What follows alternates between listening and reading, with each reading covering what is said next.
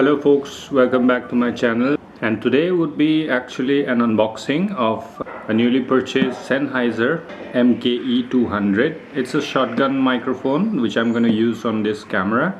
So this camera is a Fujifilm X-T100. I haven't used it yet, I haven't made any videos yet.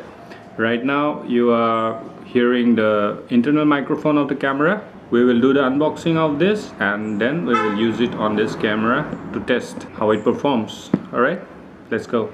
Alright, so let's start with the unboxing.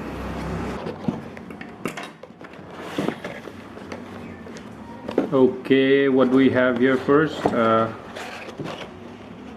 Okay, we have the manual.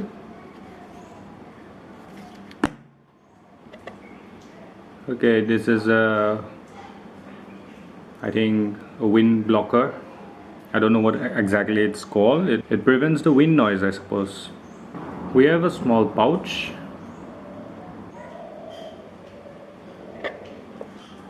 Okay, we have two 3.5 connectors, 3.5 mm jack connectors for the microphone. Two of them. I think one would connect to the camera, one would connect to the phone, I guess so. Okay, so this is the Senheiser microphone MKE 200. I don't know if the camera is focusing well. There is a bit of lag in the autofocus of this Fujifilm X-T100. Okay, so this is the Senheiser MKE 200 microphone. Let's put this on to this camera and test it. Okay, bhai log.